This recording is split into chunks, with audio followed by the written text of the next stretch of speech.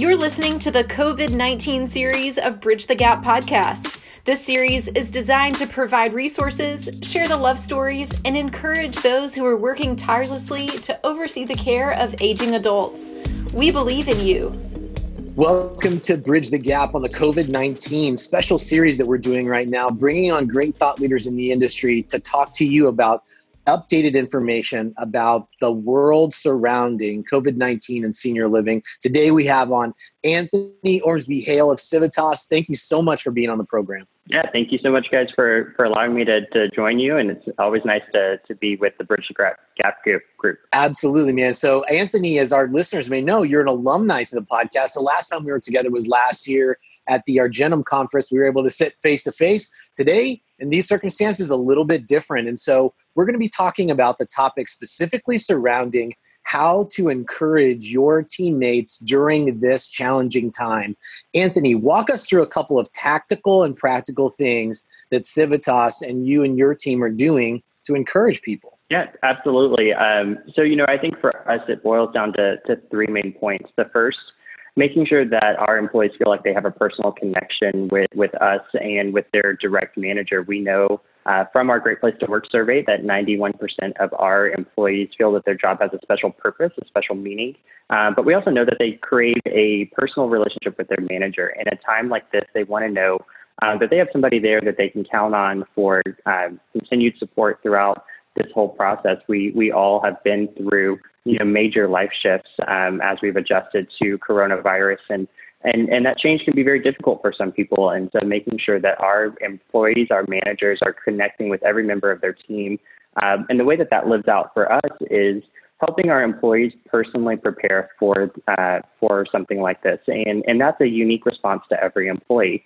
If an employee has childcare needs, for example, how can we help them identify support and resources in their local community so that they can continue to have that need met and come to work knowing that their child is in safe hands? And that's looked differently in multiple locations.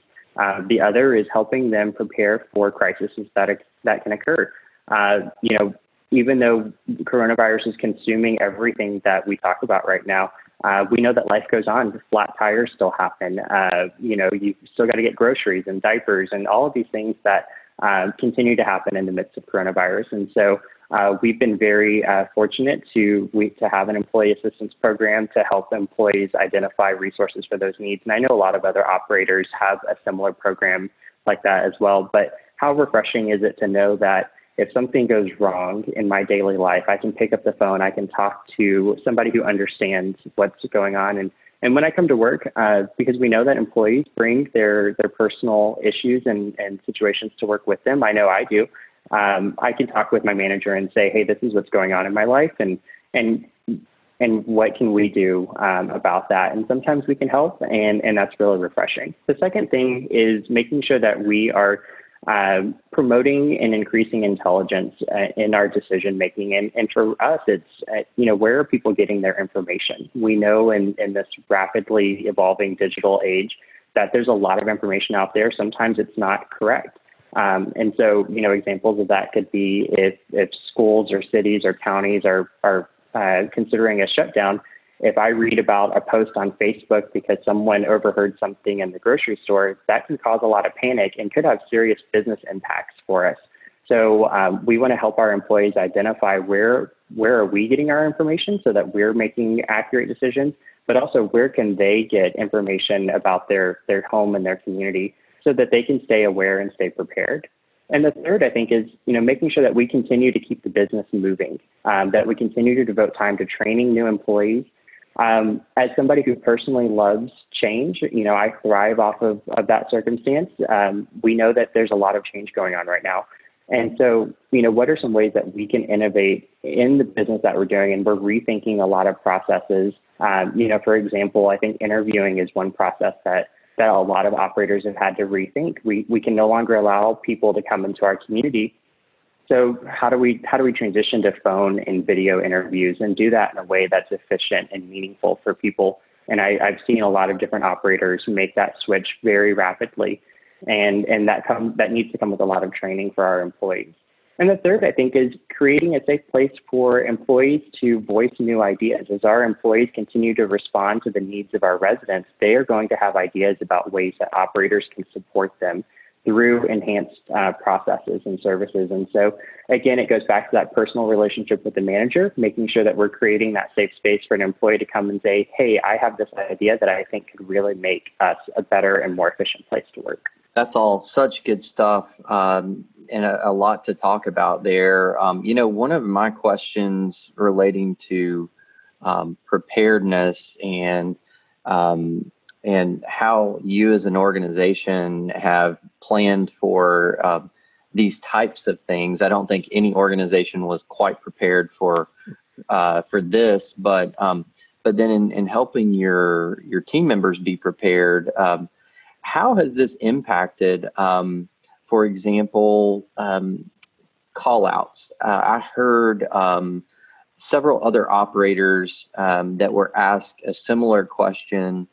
And surprisingly, the answer that we've been hearing, I wanted to know if you were seeing the same thing, is that a lot of callouts have actually gone down during this time, and the teams seem to be rallying together. Are you sensing that and seeing that as well? Yeah, absolutely. I talk to 10 to 15 of our communities a day, just going through and checking that pulse for employees. And I think, as I mentioned, life continues to happen and we adjust to that. But I think this is a time where a lot of people in senior living have reconnected with our mission of being able to serve the people that we love and care about. And so, for me, it's almost heroic when I see people do that. I saw a really great post the other day of NRC employees going out and cheering on caregivers. And for me, I think this has been a really great time. I know for me personally to reconnect with the mission of senior living to serve our residents. And I think that's what's fueling a lot of our employees to continue to show up every day and make that personal sacrifice. Totally agree. Can you give us some practical things that you're seeing the different communities that you serve doing? We hear a lot about one of the big challenges, as always, but especially right now with teams, many of them having to work more hours and schools being out, that childcare is a big issue. Are there any creative ideas that are forming and solutions around childcare for the laborers? I've heard of really great examples from other operators where, the story came out about Dominion and their response to childcare needs. We've seen a lot of employees who have, created opportunities for each other to provide childcare so that they continue to get their shifts met.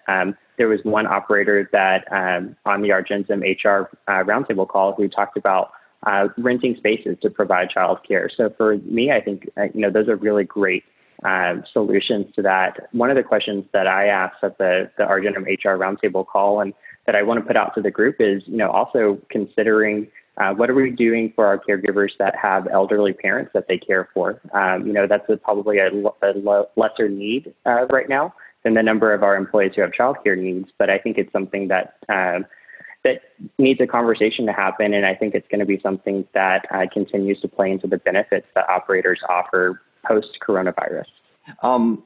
Touch on another topic, Anthony. One of your areas of expertise is in attracting and recruiting team members to our industry, to your places of work. As we're moving through this, and a lot of people are losing their jobs, sadly, across the country in a lot of industries, in particular, some of the hospitality and restaurant businesses I know are getting hit very hard right now. Do you see our industry as being an opportunity, a growing opportunity to be able to place some of those people with our growing needs? Yeah, absolutely. I think, we all know the benefits of a career in senior living, and I think this is a perfect opportunity for us to share that with others. And, it's incredibly unfortunate. There was an interview that I was watching the other day on CNN where a cook who lives in New York goes, this is the first time I've been unemployed in 30 years. And honestly, I don't know what to do. And I think when I think about people in hospitality and I think about the experiences I've had at really great restaurants and hotels, for me, they're connected to almost the same mission of creating these really incredible experiences for people. And so I think we have an opportunity to help them understand that you can create those experiences for people that you get to have long-term relationships with in senior living. And again, for me, that's a beautiful thing to do. And I think it's unfortunate that this has caused that increase in unemployment, but senior living has a really great opportunity to promote our career longevity. We're only going to need more people as people continue to age in the country, and there's a lot of opportunity for operators to create those entryways for people. So I know that there's already some great work going on right now, just to make sure that people know what their options are. Anthony, there's a lot of questions swirling around from our industry and from inside and outside. What's one of the top questions that you guys are hearing from in operations back to the management and leadership? Yeah, that's a great question. So, I think for us, our employees want to know, just what we've done to prepare, and we've done a great job of communicating that, right? And I think industry-wide, I've seen a lot of operators really take on those strong communication approaches with residents and family members, but also making sure that, we take the time to talk to our employees about the precautions that we're taking, about the plans that we have, and making sure that they understand the business as well and how that continues to operate. So especially in this time of uncertainty where people are concerned about losing their jobs, I think promoting that senior living as a place of strength and making sure that they understand that operators are doing the best that they can to make good decisions with the information that we have. Yeah. And, Josh, let's thinking on a positive note here, there's so many challenges, and we've talked about it over and over, that this industry, the senior living industry, we really believe is equipped to rise to this challenge that we're facing. And, we see the posts like NRC and the We Believe campaign where we're rolling out, new hashtags of join us and that we believe in the people that are working in this business. Anthony, you've been a part of that. What's one of the love stories out there right now that has inspired you and your team? Yeah, absolutely. We just the other day I saw a post where there's an executive director that I know who plays the piano every Thursday during resident happy hour. Of course, their community is on quarantine and residents are in their room, but that didn't stop the activity team from distributing beverages, and he had his piano in the hallway and continued to play so that residents could hear him. And for me, it was such a great way for him to continue to provide that continuity and that routine for his residents. But also, I think, we have to focus on the positive here. We have to focus on the good news that, we will get through this. And I think that that's a great way for him to promote that. So that really touched me, just because I'm a big believer in the power of music and positivity, but also, knowing that we have to sometimes adjust our routines, but those routines are really important to us to continue moving forward. I love it. I love that story. And Lucas and I think a lot of people saw that. It went viral, and it's just another great testament. And we're seeing those as more and more of our industry is sharing those stories. And I'm very hopeful. All of us that are in the industry or people that have loved ones in the industry know the wonderful things that happen in our industry. And I think it's times like this when it is a difficult time, but when the spotlight is being cast in the way that it is on our industry because of this population that we serve, we have an awesome opportunity to shine. And Anthony, thank you for what you're doing. Thank you for your commitment. Thank you for taking time away from your very busy schedule to speak with us. And it's always great to have you on the show. Yeah, absolutely. Thank you guys for the opportunity, and thank you for playing such an important role in that positivity. I know when I need a break, Bridge the Gap is the first podcast I play whenever I need a chance to kind of relax and catch up with what everyone else is doing. So thanks for making this a great resource for all of us. You got it, buddy. Thank you so much. And thank you for everybody that's listening right now. We hope that this information has been encouraging to you, that's been educational to you. And please reach out to us. We'll make sure that we connect with Anthony and especially Civitas. Thank you to Civitas for all the information that you guys are helping put out, even with Argentum and many other, even the state of Texas. So thank you guys so much. And we're rooting for everybody, and we believe in you. Here at Bridge the Gap, all of our team is thinking about you. So thanks, everybody. Have a great day, and thanks for listening to Bridge the Gap. Thanks for listening to this episode of Bridge the Gap podcast, the COVID-19 series. If your company, community, or caregivers are going above and beyond in their daily duties, we want to hear about it. Tag BTG Voice on social media or send us a message at btgvoice.com.